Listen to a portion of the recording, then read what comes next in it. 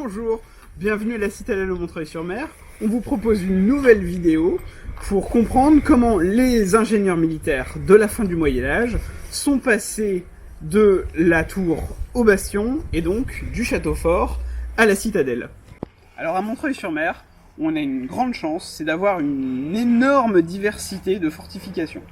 On en a de toutes les époques, du XIIe siècle jusqu'à la Deuxième Guerre mondiale.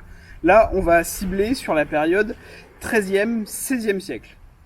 Alors dans la citadelle, on a la chance d'avoir un château philippien, un château royal construit au XIIIe siècle, dont la porte se trouve juste derrière moi.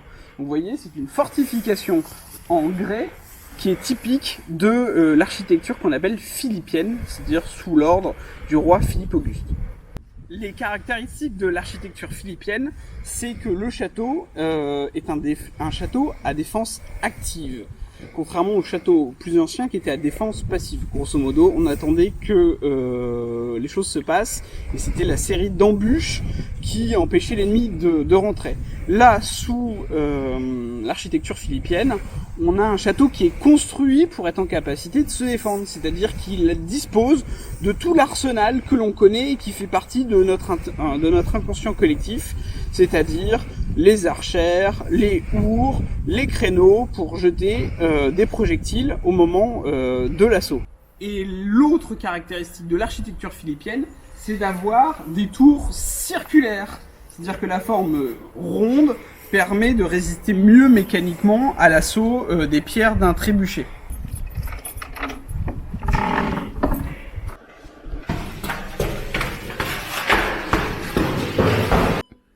À l'intérieur des tours du XIIIe siècle, on retrouve une maçonnerie en pierre, ici la pierre calcaire, qui est issue du plateau sur lequel est construite la ville de Montreuil.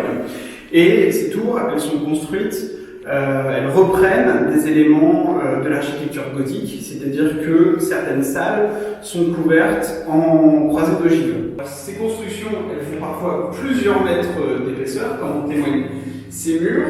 Et pour que le défenseur puisse défendre activement le lieu, eh bien, on perce dans ces murs d'importantes trouées, larges à l'intérieur, très fines à l'extérieur, qu'on appelle les archères, permet donc aux archers, aux arbalétriers de tirer sur l'ennemi approchant.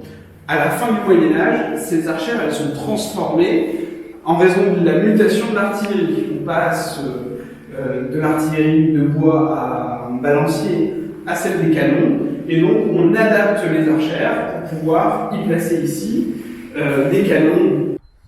À partir du XVIe siècle, la physionomie des tours change également aussi. Les tours que l'on connaissait au Moyen-Âge, qui sont pourvues d'une toiture en poivrière, c'est-à-dire en forme conique, elles sont arasées, c'est-à-dire qu'on vient les transformer en plateforme à canon. On fait aussi le choix de la brique au détriment de celui de la pierre blanche, puisque c'est beaucoup plus compliqué de tailler 10 000 pierres blanches que d'envoyer au four 10 000 briques, terre crue que l'on trouve dans les environs de la ville. Les ingénieurs italiens, eux, à partir du début du XVIe siècle, vont inventer ce qu'on appelle le tracé à l'italienne, c'est-à-dire l'idée d'absorber des grosses quantités d'air et les mettre derrière les fortifications. À Montreuil, on a ce cas-là, c'est-à-dire qu'on vient transformer les fortifications du Moyen-Âge en remparts, c'est-à-dire en fortifications quasiment bastionnées. Le bastion, lui, c'est un ouvrage spécifique. C'est un ouvrage comme ici qui est de forme triangulaire et polygonale. On vient construire ce gros triangle rempli de terre, et chaque bastion est positionné autour du château, de l'ancien château médiéval. Le bastion que l'on voit ici en coupe, lui, il est défendu du côté de l'escarpe par différents chemins couverts, un très large fossé, puis en contre-escarpe, un autre chemin couvert, et tout cela se prolonge par un espèce de no man's land qu'on appelle le glacis. Et à Montreuil, on a la chance d'avoir absolument toutes ces fortifications extramuros en terre totalement conservées. L'intérêt du bastion est donc multiple. Il est d'une part plus résilient à l'impact du boulet, il évite tout angle mort et permet en plus la facilité de circulation des hommes et des armements. C'est donc une vraie révolution, une nouvelle façon de construire qui n'a rien à voir avec celle du Moyen-Âge où on construisait en haut pour dominer physiquement et politiquement l'assaillant. Là, on vient se positionner en contrebas au même niveau que l'assaillant pour ne pas prêter ses flancs. Alors, toutes ces évolutions techniques ont lieu 100 ans avant l'intervention d'un célèbre ingénieur militaire qui est Vauban. On est à la Renaissance.